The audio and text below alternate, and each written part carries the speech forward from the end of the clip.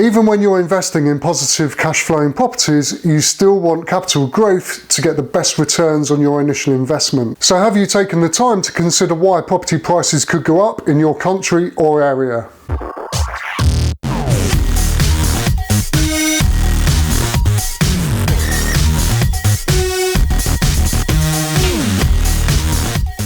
Hello, I'm Andy Walker from Monoperty.com, where I blog online about my journey as a property investor and landlord, sharing what works for me and what doesn't to help you start or expand your property portfolio. Now, there are a number of factors which affect property prices, like the state of the economy and the strength of the currency. But ultimately, like any product, if the demand outstrips the supply, then prices will rise. And there are three main reasons why demand outstrips supply in the UK. And if you live outside the UK, I'd recommend you look into these areas too. Firstly, population is growing. Secondly, people are changing their living habits. And thirdly, there simply isn't enough properties being built. In the UK, there is not enough supply to meet demand, and the population is growing at a rapid rate. First of all, people are living longer, which is great. And in June 2015, the BBC published that the population had grown by 500,000 from the previous year. So prices will continue to go up because there are more people trying to buy the same supply of property. Prior to the Second World War, it wouldn't have been uncommon to see 2 or maybe 3 generations living together under the same roof. Now people like their own space and their own independence, which means we need more properties than we ever did before. That adds more pressure to property prices because we have more people wanting to buy property. In 2004, the population of the UK was reported to have been 59.99 million, and the Barker Review on Housing Supply, published in March of 2004, stated that 250,000 homes should be built each year for 10 years to catch up with demand. The report is a 158-page document which includes 36 recommendations to assist the government with improving the situation, and a link to this document will be down below this video.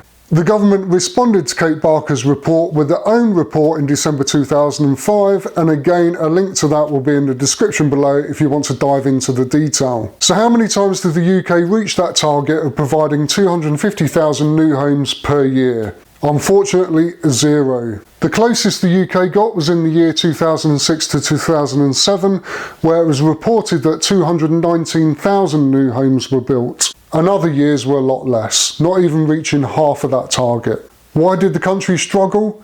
Well, obviously the last recession didn't help, and I still believe that the planning laws for new developments are still too tough and need to be relaxed further. The population for the UK in 2015 was reported at 64.67 million. That's an increase of over 4.5 million in 11 years. There is very little chance that supply will catch up with demand, which means prices will continue to rise and rents will increase, which is good news for investors. And as I've mentioned before, the private rented sector is needed. The UK needs good landlords to provide good quality homes for both families and single people. One tip I can give you to assist you with obtaining capital growth in the near future is to look at new developments in the area that you're looking to invest, and then shop for an older property as they typically sell for less. And strangely, you can often buy a bigger, older property for less money. Homeowners may prefer new homes because those properties come with warranties. But as an investor, it will give you an idea of the new ceiling price in the near future for the size of property that you're looking to buy. The fundamentals are probably there, otherwise the developer wouldn't be building, but I still recommend doing your own research on the area.